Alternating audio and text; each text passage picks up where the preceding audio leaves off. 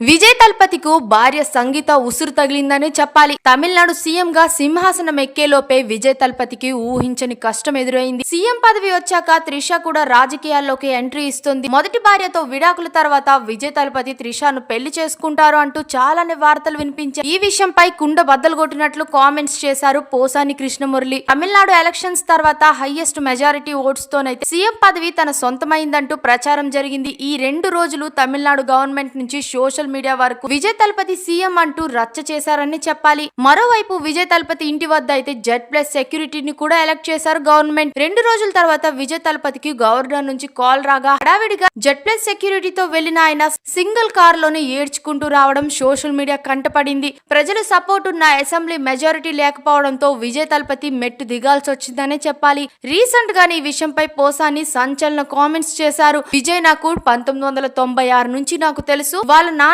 కూడా నాకు తెలుసు. విజయ్ ది పాకులాడే మనస్తత్వం కాదు, సంయమనంతో ఉంటాడు. కానీ ఈ వ్యూహంలో అతన్ని అభిమన్యుని చేశారు. ప్రభుత్వం ఏర్పాట్లు చేయకుండానే కుట్ర పన్నారు. గవర్నర్ కూడా పక్షపాతం వహిస్తున్నారు అంటూ ఓపెన్ కామెంట్స్ చేశారు పోసాని కృష్ణమురళి. ఇక మీకేమనిపిస్తుంది? విజయ్ తలపతికు తన భార్య ఉసురే తగిలిందా లేక పొలిటిక్స్ లో జరిగిన పద్మ వ్యూహమా? కామెంట్స్ లో తప్పకుండా చెప్పేయండి. మరిన్ని ఫాస్ట్ అప్డేట్స్ కోసం మా ఛానల్ ని సబ్స్క్రైబ్ చేసుకోండి.